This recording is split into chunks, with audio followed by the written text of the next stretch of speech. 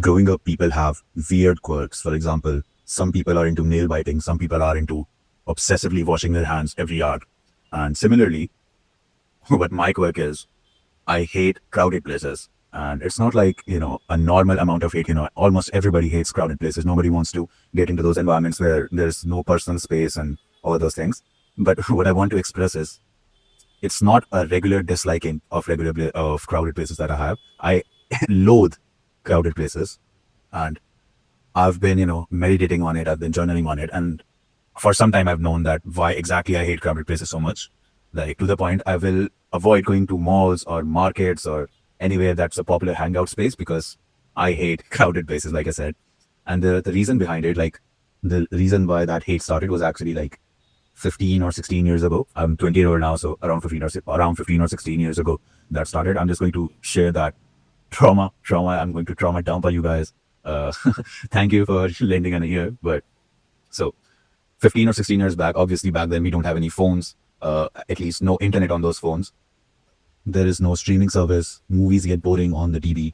And so almost every evening or every other evening, I used to go to markets with my parents, like my mom and dad, and it would be the same thing. My dad, the markets, I live in India, so markets are really crowded. Some markets are extremely crowded. Like you will not believe how crowded they can be. And as a byproduct of that, there was a lot of trash, like plastic dumps and disposable cups and those plastic coverings in which there are clothings and garments, those kind of things. It has improved a lot now, like 15 years later, but back then you would walk in those markets and you would step on these plastic bits. You would step on this sort of plastic trash essentially. And I used to be with my mom. We used to go from shop to shop. I have no idea to this day why we went because it's not like she was buying new clothes every day. For some reason, I guess just to hang out, maybe. We used to go there. And if you're someone who's not from a third world country, this might come off as a shocker to you, like in America or in other first world countries. You might have seen homeless people, like grown adults homeless, who are homeless because they're addicted to drugs, who are homeless because they have bad mental health. But what you get to see in third world countries like India is inescapable poverty, the kind of poverty that cannot be blamed on your personal habits, on your personal, you can't take accountability for that. Like if you are poor, you cannot take accountability for that because it is quite literally inescapable poverty. You are born into that poverty and you literally cannot escape. One in a million of those poor people escape because poverty is not just a function of personal habits and addictions and mental health in India. It's a cultural divide, it's a caste divide. Many times when you are actually poor, like trailer park poor, the kind of people who live in trailer parks and temporary tents in India, it's because you have generations after generations living in those. So the mindset of your parents, mindset of everybody around you, your whole local locality is pretty much that sort of trailer park mindset. And as a result, what you see is little children out there. Like I said, there was a lot of plastic trash in that market. So that sort of creates a supply and demand chain. And a lot of little kids, my age, I was 5 or 6 years old back then. So my age, 5 or 6 year old kids, they would be roaming those crowded markets with these big sort of plastic bags, like a huge sack of those bags. And they would be sorting through the plastic to find a specific kind. Some of them would be looking for disposable plastic. Some of them would be looking for polythenes. And they would be sorting through all that trash for a specific kind of plastic, pick it up, put it in their bag. And they used to, walk around with their friends, a group of 5 or 6 kids, just picking up trash.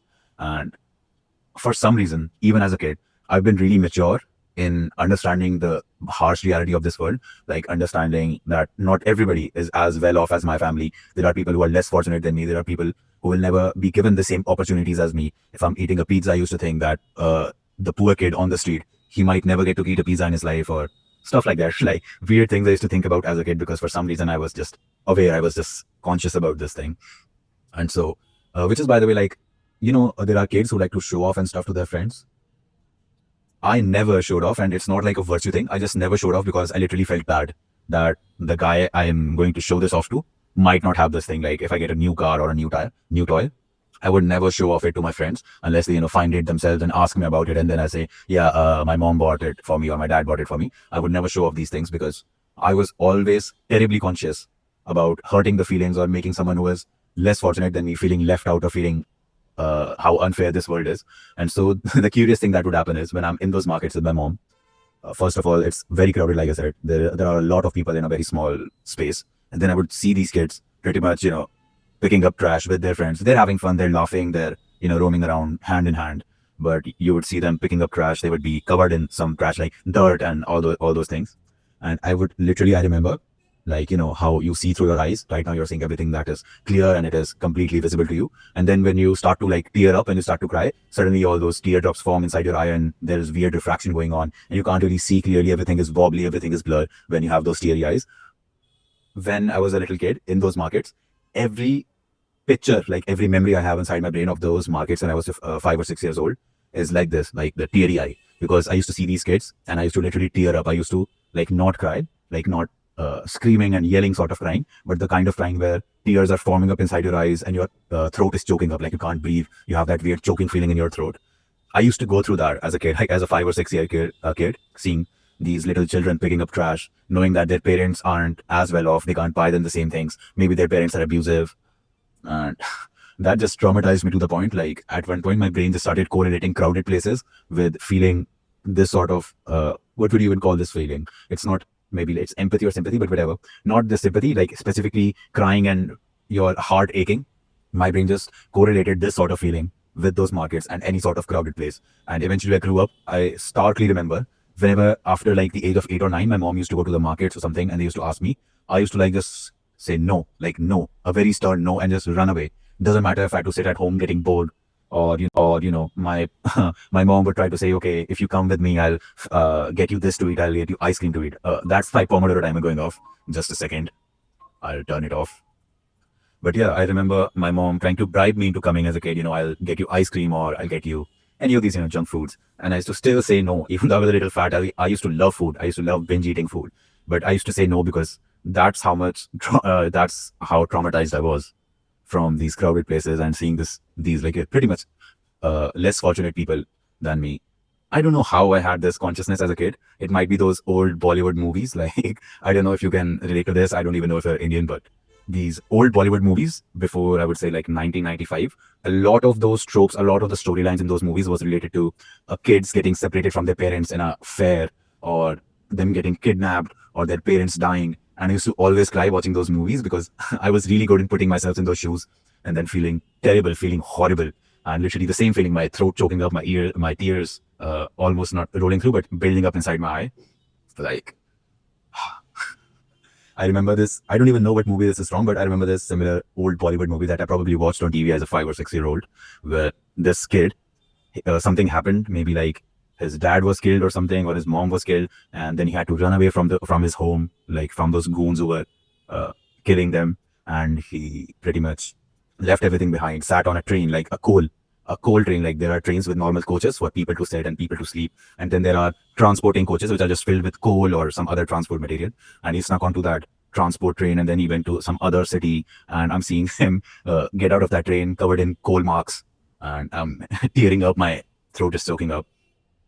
And yeah, this is just something I wanted to share. The reason why I don't like going out, I don't like crowded places at all, is pretty much being exceptionally aware as a kid about the harsh realities and the distribution of wealth in our world. And I don't even know what to do with this information.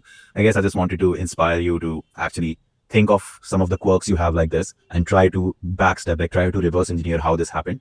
And it doesn't really solve anything, but it does help you be more loving and forgiving to yourself. Like, instead of thinking that I'm a fucking retard who doesn't like to go out and I'm shut in or an introvert, I can be at peace knowing that this quirk of mine is a function of the experience I went through as a kid. That is just like how I was wired. Like, I was just wired to feel a lot of empathy and guilt seeing someone who is less fortunate than me. And that slowly transformed and correlated in my head to crowded places and markets and malls and going out in general.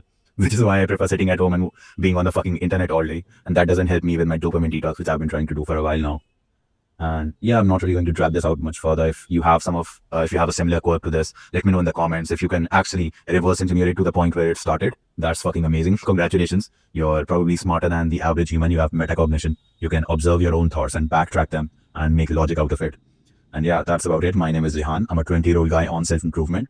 I've made progress in some areas of life while I still struggle with others. So if you're someone who can relate, if you're a young man on self-improvement as well, stick around. I'm sure you'll find some video on this channel that will provide value to your life. And this is just a hobby channel where I just yap. My main thing is I run a content agency to help people who are growing in the content space. If you're one of them, you can contact me through the email in the description, and we'll see if we're a good fit. And that's about it. See ya.